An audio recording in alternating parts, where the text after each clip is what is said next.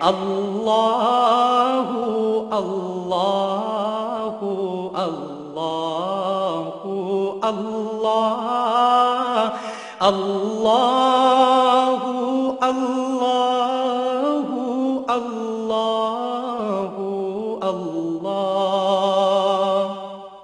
الحمد للہ رب العالمین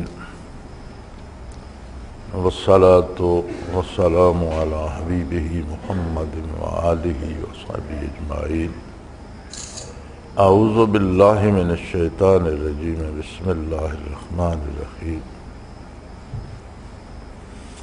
شہر رمضان الذی انزل فیہ القرآن ھدی للناس وبینات من الھدی والفرقان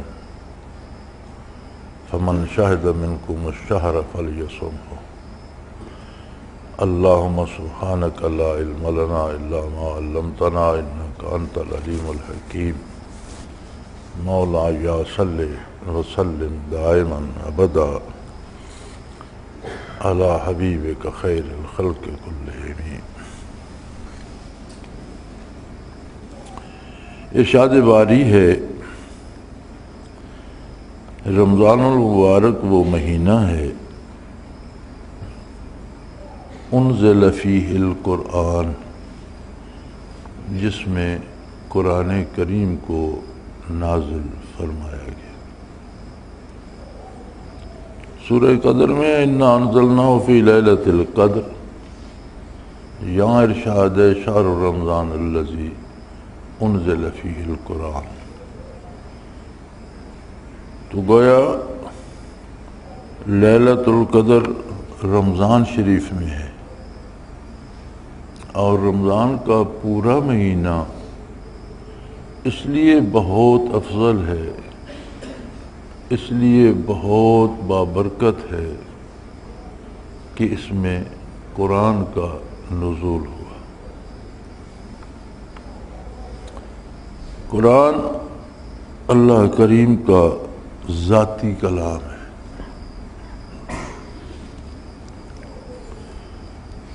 یہ مسئلہ بھی ایک زمانے میں کھڑا ہو گیا تھا کہ قرآن مخلوق ہے۔ حاکم وقت نے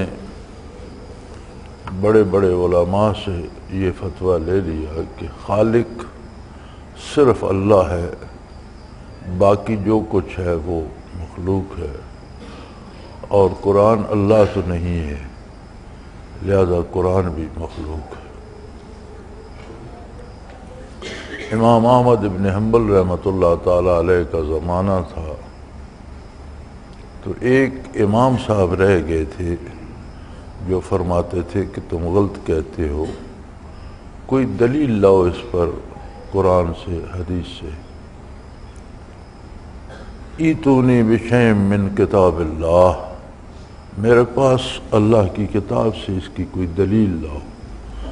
امام صاحب فرماتے تھے کہ قرآن مخلوق نہیں ہے، قرآن صفت ہے اللہ کی، کلام ذاتی ہے اللہ کا، اور اللہ کی ذات جس طرح منزہ ہے ہر چیز سے اور پاک ہے، اور اس کی کوئی شراکت داری نہیں ہے، اسی طرح اس کی صفات بھی ہر چیز سے بلند و بالا اور شرک سے پاک ہیں، ساجداری سے پاک ہیں۔ جس طرح اس کی ذات ازلی و ابدی ہے، اسی طرح اس کی صفات بھی ازلی و ابدی ہے۔ اس پر امام صاحب کو بڑی تکلیفیں دی گئی۔ آدمی سوچ نہیں سکتا، یہاں تک کہ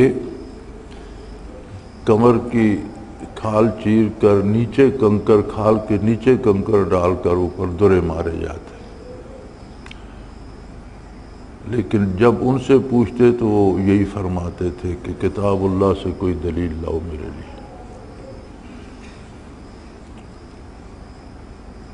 اس عہد کے بڑے بڑے علماء بھی امام صاحب کے پاس گئے کہ جان بچانا تو فرض ہے، اور یہ وقتی شور شرابہ ہے، یہ حکمران چلا جائے گا، مر جائے گا، بدل جائے گا، تو یہ بات بھی ختم ہو جائے گی، آپ جان بچانے کے لیے اسے کہہ دیں۔ تو وہ ایک ڈاکو ہوا کرتا تھا عاصم نام کا، اسے دعائیں دیتے تھے اور بعد میں بھی زندگی بھر اسے دعائیں دیتے رہے۔ شکنجوں میں بازو کس کس کر ان کے یہ جوڑ اکھڑ گئے تھے، دونوں بازو اس طرح لٹک گئے تھے۔ تو ایک دن ان کے بیٹے نے پوچھا کہ آپ عاصم کو بڑی دعائیں دیتے ہیں، اور سنا ہے وہ تو بڑا بدنام ڈاکو تھا۔ فرمانے لگے مجھے گرفتار کر کے لے جا رہے تھے، اونٹ پر سوار کیا ہوا تھا اور زنجیریں اور توق ڈالے ہوئے تھے اور شاہی گارڈ ساتھ تھی، اور وہ راستے میں کھڑا تھا۔ ایک ہاتھ اس کا کٹ چکا تھا، ایک پاؤں کٹ چکا تھا ڈاکے کی سزاؤں میں، جیلیں کاٹ چکا تھا، ماریں کھا چکا تھا۔ تو مجھ سے کہنے لگا کہ امام صاحب آپ امت کی امید ہے، میں ایک بدکار انسان ہوں، ڈاکو ہوں، حکومت نے میرا ایک ہاتھ کاٹ دیا، پاؤں کاٹ دیا، سزائیں دی، جیلوں میں رہا، ماریں کھائیں، لیکن میں اپنی عادت سے باز نہیں آیا۔ برائی تھی تو اس برائی کے لیے میں نے اتنی قربانی دی۔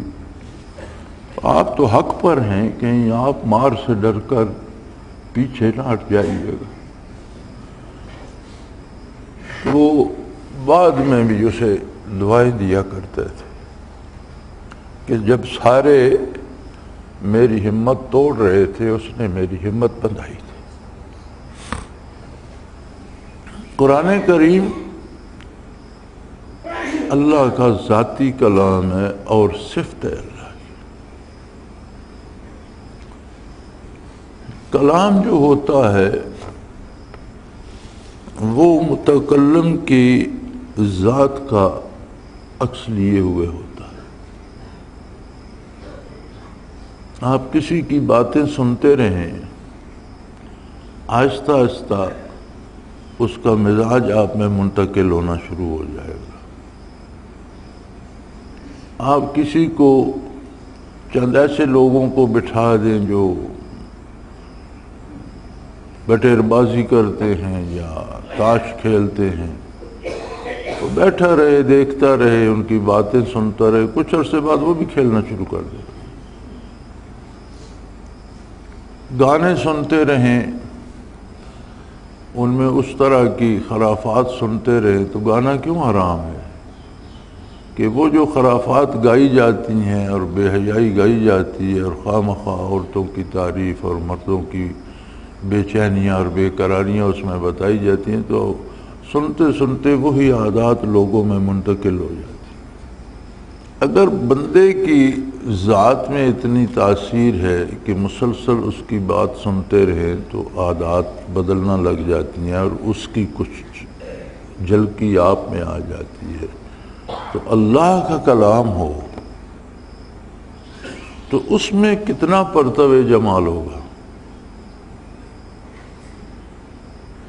اللہ جل شانہ کا ذاتی کلام ہے تو اس میں کلام فرمانے والے کی ذات کا کتنا پرتو ہوگا۔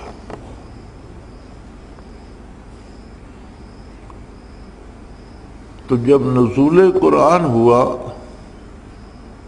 تو جس رات ہوا وہ لیلۃ القدر بن گئی، جس مہینے میں وہ رات تھی وہ مہینہ تمام مہینوں میں افضل ترین قرار پایا۔ پھر اس میں فرض کر دیا گیا ہر کلمہ گو پر،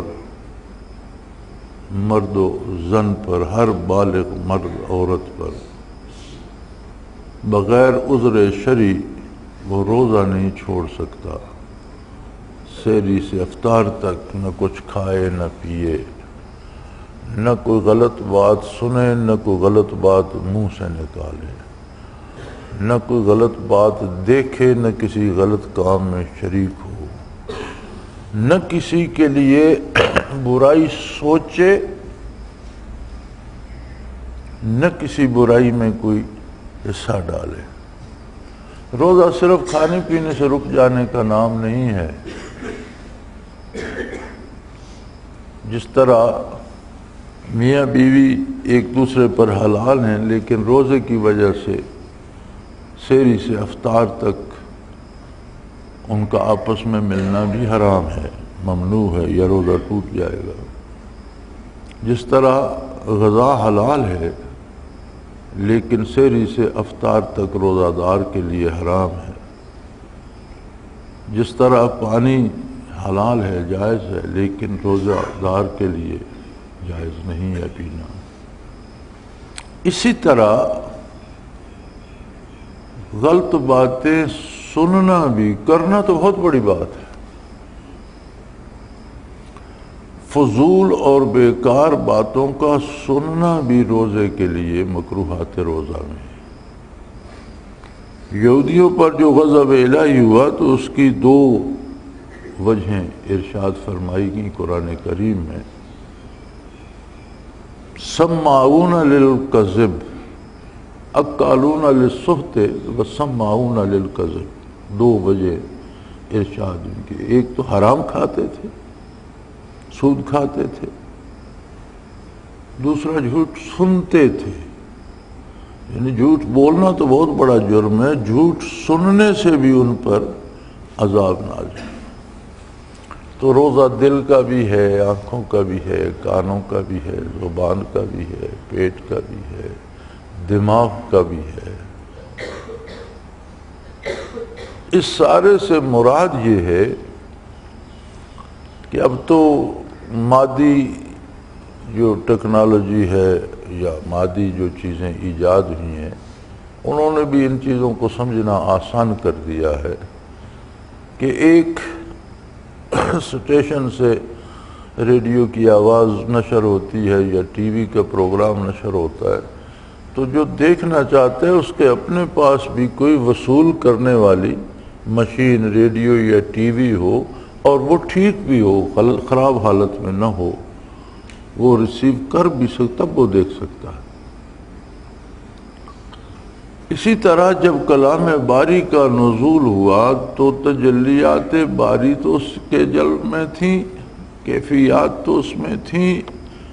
اس نے اس رات کو 1000 رات کے برابر کر دیا اور اس مہینے کو مہینوں کا سردار بنا دیا، لیکن اللہ نے اس میں روزے اس لیے فرض کر دیے کہ ہمارے قلوب بھی منور ہو جائیں، غلط بات زبان سے نہ نکلے، غلط کام کو آنکھ نہ دیکھے، غلط چیز کو دماغ نہ سوچے، غلط خیالات دل میں نہ آئیں، کھانے پینا چھوڑ دیا جائے، فرشتوں جیسی صفات پیدا کی جائیں تاکہ ان برکات کو وصول کرنے کی استعداد پیدا ہو۔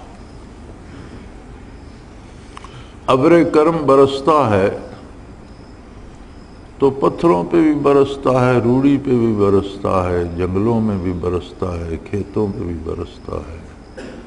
کھیتوں میں فصلیں اگتی ہیں، پتھروں پہ اگر کوئی پہلے سے مٹی پڑی ہو تو وہ بھی دھل جاتی ہے اور چٹانیں نکل آتی ہیں۔ روڑی پہ برستا ہے تو اس سے باس اٹھتی ہے اور بدبو اٹھتی ہے۔ جنگلوں پہ برستا ہے تو ان میں سبزہ اگتا ہے، درختوں پہ پتے لگتے ہیں، بہار آتی ہے۔ تو ابر رحمت تو ایک سا ہے، بارش تو ایک سی ہے، اس کی تاثیر بھی ایک سی ہے، لیکن جو آگے وصول کرنے والا ہے، ریسیونگ اینڈ پہ جو ہے، اس کی حالت مختلف ہے۔ اب جو ریسیونگ اینڈ پہ جیسی اس کی حالت ہے ویسے نتائج برآمد ہوتے ہیں۔ تو رمضان المبارک کی برکات کا بنیادی سبب قرآن کریم ہے، نزول قرآن ہے، جس کے ساتھ پرتو جمال الہی ہے، لیکن دلوں کی زمینیں مختلف ہیں۔ کہیں جنگل بھی ہے تو وہ بھی سرسبز ہو جاتا ہے، ایمان کا کوئی شمع ہو اور خطائیں بھی ہوتی ہوں، عبادت بھی کرتا ہو تو یہ دل کا جنگل ہے ایک، اس میں بھی بہار آتی ہے۔ اگر کوئی اللہ اللہ کرتا ہے، اللہ کی اطاعت کرتا ہے، متوجہ الی اللہ رہتا ہے، تو یہ کھیت ہیں، ان میں فصلیں اگتی ہیں۔ اگر کسی نے ایمان قبول ہی نہیں کیا تو یہ ایک چٹان ہے، اگر اس پر کوئی تنکا گھاس کا کوئی خاک کے ذرات پڑے ہیں تو بارش سے وہ بھی دھل جاتے ہیں۔ اور جس میں ایمان بھی نہیں ہے اور ظالم بھی ہے، بدکار بھی ہے، دین کی مخالفت بھی کرتا ہے، وہ روڑی کا ڈھیر ہے، اس میں سے اور باس اور بدبو اٹھنا شروع ہو جاتی ہے اور خرابی ہو جاتی ہے۔ تو رمضان المبارک کو محض رسم کے طور پہ نہیں لینا چاہیے کہ چلو روزے آگے ہم نے روزہ رکھ لیا، پھر اس میں اللہ کریم نے اعتکاف کی سعادت بخشی۔ اعتکاف میں مزید پابندیاں عائد ہو گئیں، جو پہلے تھیں وہ بھی بہت زیادہ تھیں، لیکن اعتکاف میں تو آدمی بالکل کائنات سے کٹ کے صرف اللہ کا ہو کر رہ گیا کہ رات دن سوائے اللہ کی ذات کے نہ کچھ سوچے نہ کچھ بولے۔ تو ہمیں دیکھنا یہ ہے کہ ان ساری چیزوں کے نتائج ہوتے ہیں، جس طرح بارش کے نتائج ہیں کہ اللہ کریم نے رمضان المبارک نصیب فرمایا، اعتکاف کی سعادت بخشی۔ اب اس سب سے، اس سارے عمل سے میری سوچ میں، میری فکر میں کیا مثبت تبدیلی آئی، میری خواہشات و آرزوئیں ان کا رخ کس طرف ہو گیا، میرے کردار میں کیا مثبت تبدیلی آئی۔ ہر بندہ اپنے حال سے، اپنی کیفیت سے واقف ہوتا ہے۔ اللہ جانتا ہے یا بندہ خود جانتا ہے؟ اللہ سب کچھ جانتا ہے اور دوسروں سے بہتر بندہ خود جانتا ہے اپنے آپ کو۔ تو ہر ساتھی کو اپنا حال جو ہے وہ دیکھنا چاہیے۔ ہر بندے کا حال مختلف ہوتا ہے۔ ایک بندہ دن میں 10 گناہ کرتا تھا، اگر وہ 9 پر بھی آ گیا تو اسے کچھ وصول ہوا ہے، جبکہ دوسرے تو اسے گنہگار ہی کہیں گے، بدکار ہی کہیں گے کہ جیسا تھا ویسا ہی ہے، لیکن وہ 10 میں سے ایک بھی کم ہو گیا تو اسے کچھ وصول ہوا ہے۔ اور اگر 10 ہی چھوٹ گئے ہیں اس سے تو ماشاءاللہ نور اللہ نور ہو گیا۔ پھر گناہ چھوڑ کر نیکی اختیار کر لی ہے تو اس نے تو منزل پا لی۔ تو اگر یہ نتائج یا ان پر نظر نہ کی جائے یا انہیں پیش نظر نہ رکھا جائے یا ان کو نہ سوچا جائے تو پھر ایک رسم رہ جاتی ہے کہ بندہ بھوکا پیاسا رہے اور 8-10 دن گزار کر چلا جائے، تو وہ تو ایک محض رسم ہے۔ نبی علیہ الصلوۃ والسلام کا ارشاد ہے کہ جو روزے کے تقاضے پورے نہ کرے تو اللہ کریم کو اس کے بھوکا پیاسا رہنے سے کوئی دلچسپی نہیں، اسے روزے سے کچھ نہیں ملا سوائے بھوک اور پیاس کے۔ تو کوشش کیجئے کہ نتائج پہ نظر رہے۔ ہمارے ہاں رسومات بہت بن گئی ہیں اور ہم عملی زندگی سے بیگانہ ہوتے جاتے ہیں۔ یاد رکھیں، جہاں کوئی رسم آتی ہے وہاں سے دین کا کوئی نہ کوئی رکن اٹھ جاتا ہے۔ جہاں کوئی نئی رسم شروع ہوتی ہے نا، وہاں کوئی طریقہ کار تو دین کا ہوگا وہ کام کرنے کا، وہ چھوٹ جاتا ہے، وہ ختم کر دیا جاتا ہے۔ یعنی سنت کو گرا کر، سنت کی عمارت کو گرا کر اس پر بدعت کی یا رواج کی بنیاد رکھی جاتی ہے، جسے ہم رواج کہتے ہیں، رسم کہتے ہیں، اسے شرعی اصطلاح میں بدعت کہا جاتا ہے۔ کوئی نئی چیز اپنی طرف سے دین میں ایجاد کرنا، اور یہ ایسی مصیبت ہے کہ پھر اس پہ ثواب کا بھی اور انعام کا بھی امیدوار بنا دیا جاتا ہے بندے کو، ایسا کرو بہت ثواب ملے گا۔ ایسا ویسا کرنے سے کوئی ثواب نہیں ملتا، ایک ہی راستہ ہے اور وہ ہے اتباع محمد الرسول اللہ صلی اللہ علیہ وآلہ وسلم۔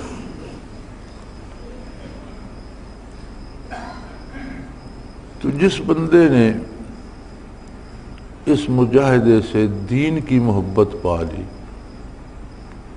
حضور اکرم صلی اللہ علیہ وسلم کی محبت پا لی، اتباع رسالت کو جی چاہنے لگا، نافرمانی کڑوی لگنے لگی، تلخ لگنے لگی، اس نے رمضان سے اپنے لیے بہت کچھ حاصل کر لیا۔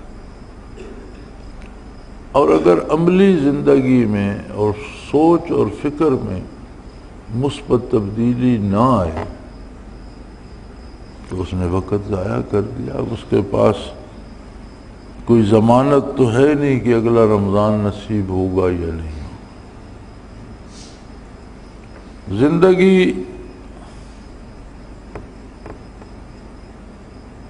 ہر وقت موت کے سائے میں ہے، زندگی کے ساتھ ہر وقت موت لگی ہوئی ہے۔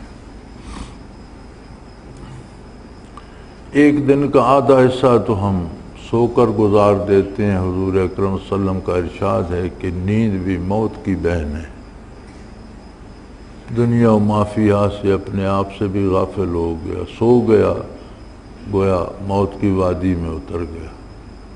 کوئی دن ایسا نہیں کہ یہ موت کا سایہ ہم سے پر سے نہ گزرتا۔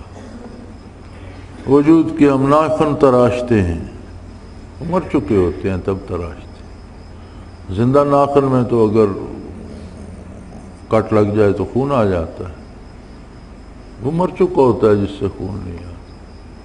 بال کٹواتے ہیں تو وہ مر جاتے ہیں، دفن ہو جاتے ہیں، خاک میں مل جاتے ہیں۔ یعنی کوئی نہ کوئی حصہ بدن کا روزانہ مرتا رہتا ہے، اور بندے کے اندر جو موتیں ہوتی ہیں وہ بے شمار ہیں، گنی نہیں جا سکتی کہ کتنے سیل روزانہ بنتے ہیں، کتنے سیل روزانہ مرتے ہیں، اور جدھر جدھر جاتا ہے وہ گرتے چلے جاتے ہیں اور زمین پہ بکھرتے چلے جاتے ہیں، واپس خاک میں ملتے جاتے ہیں۔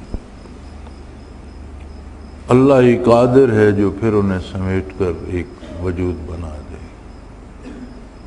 یہ آپ نے دیکھا آج کل رواج ہے، کہیں چوری ڈاکہ کو واردات ہو جائے تو وہ کتے لے آتے ہیں، لوگوں نے پال کر رکھے ہوئے نشاندہی کرنے والے، اور وہ کتے زمین سونگھتے ہوئے چلے جاتے ہیں۔ تو اس زمین پر اس بندے کی خوشبو یا اس کے جسم کی سمیل کیوں رہ جاتی ہے، باڈی سمیل کیوں رہ جاتی ہے؟ اس لیے کہ بندہ جہاں جہاں سے گزرتا ہے تو ہزاروں لاکھوں سیل مر کر گرتے رہتے ہیں۔ وہ جدھر جدھر سے جاتا ہے زمین پر وہ سیل جو جسم میں مرتے ہیں اور نئے بنتے ہیں وہ گرتے جاتے ہیں۔ وہ جو اس کے جسم کے سیل ہیں ان میں اس کے جسم کی خاص بو ہوتی ہے،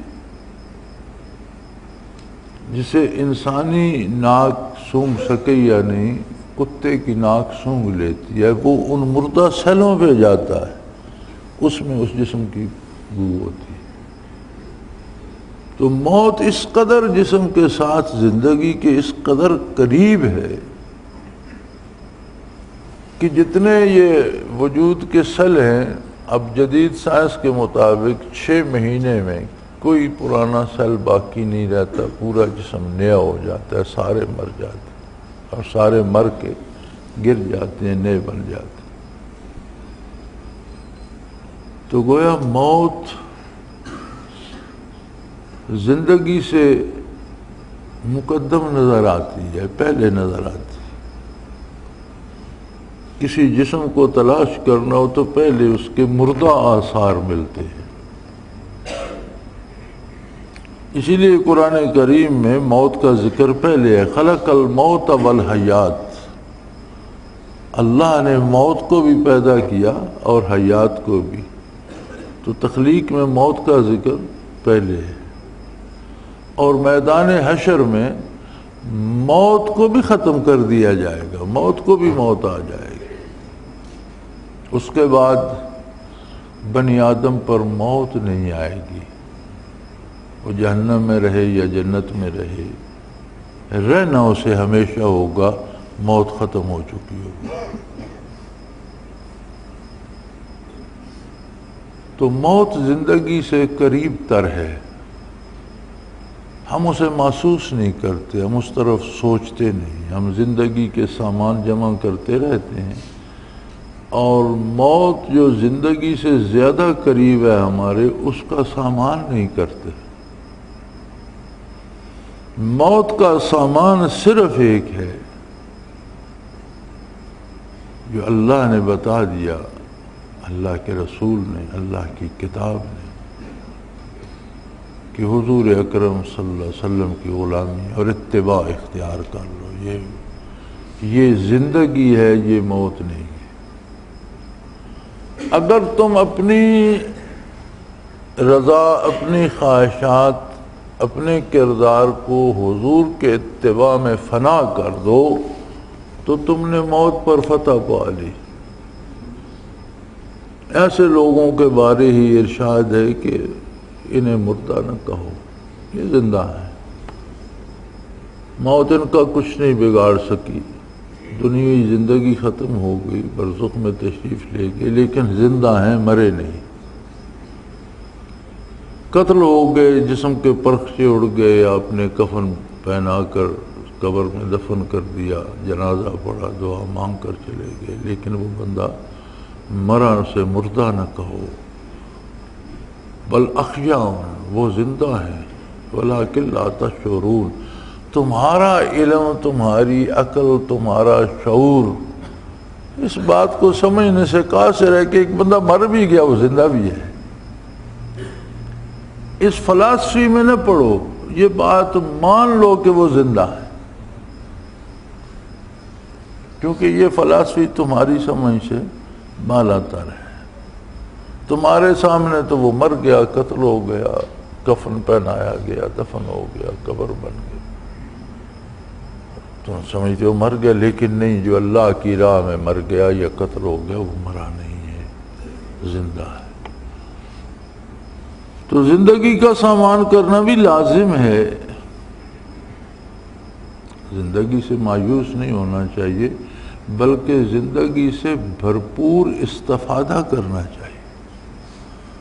جب تک صحت ساتھ دیتی ہے، قوا ساتھ دیتے ہیں، نظر ساتھ دیتی ہے، سماعت ساتھ دیتی ہے، ہاتھ پاؤں کام تو جتنا ہو سکتا ہے اتنا اتباع رسالت پوری قوت سے اختیار کرو۔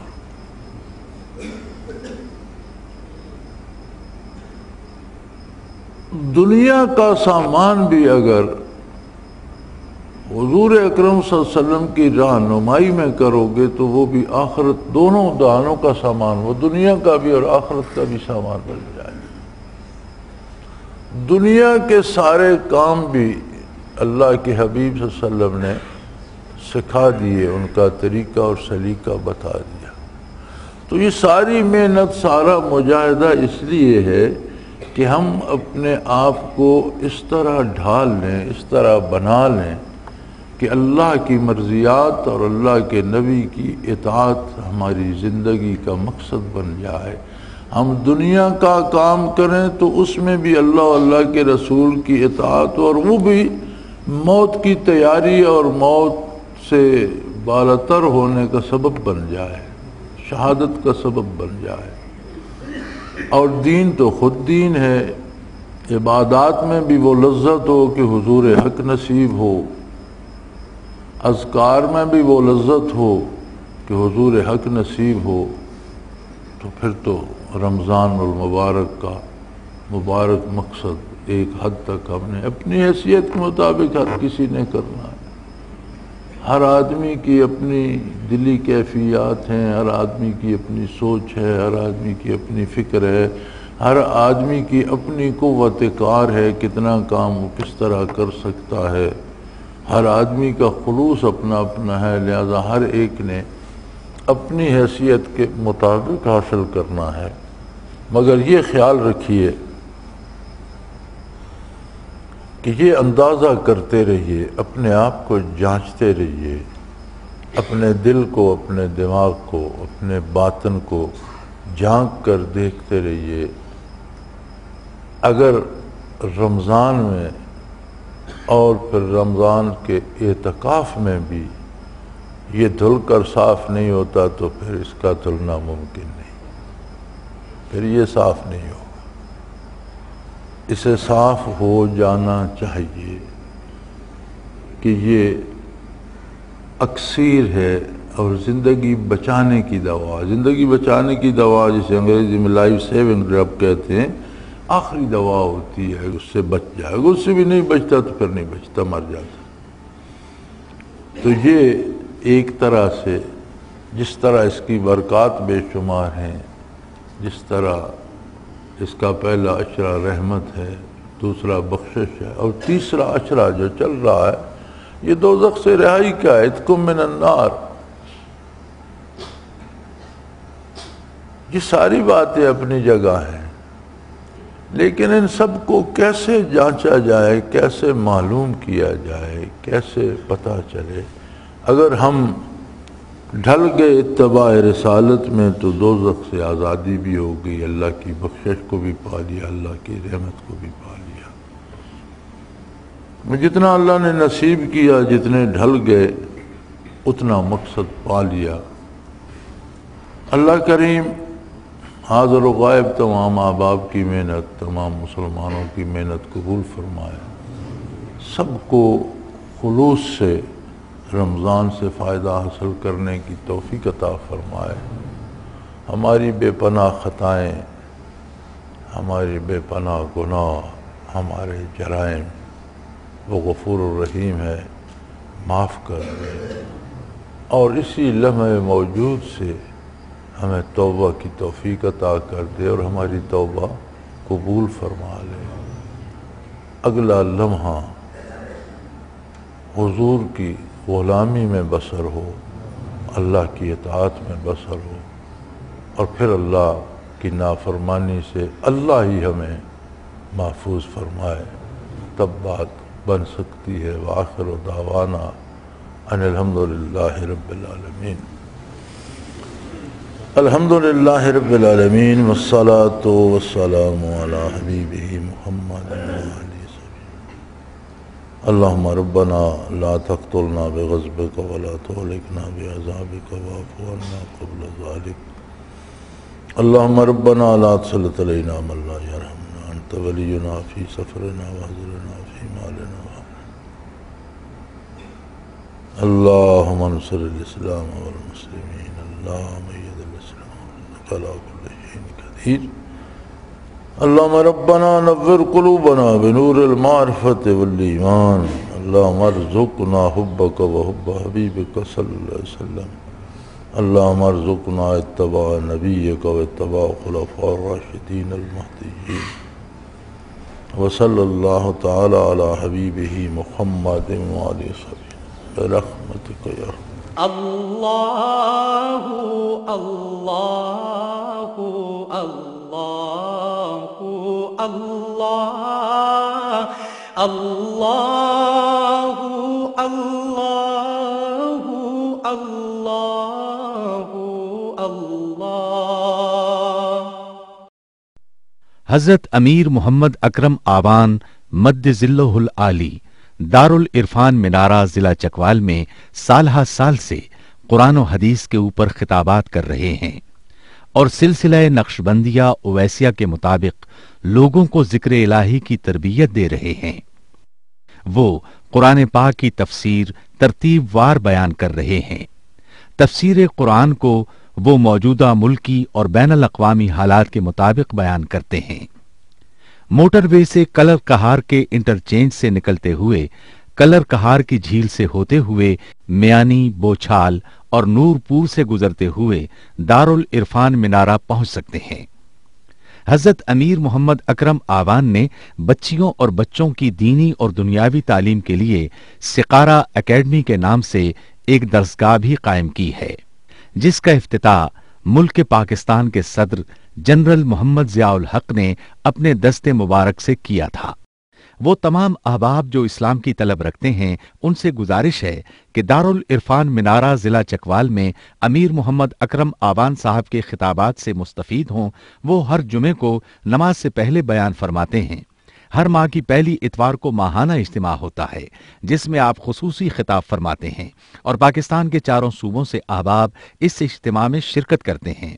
इसके अलावा यहाँ साल में 2 मरकजी इज्तिमात भी होते हैं, एक रमजानुल मुबारक में एतिकाफ का इज्तिमा और दूसरा जुलाई और अगस्त में 40 दिन का इज्तिमा होता है, जिसमें रूहानी तरबियत की जाती है।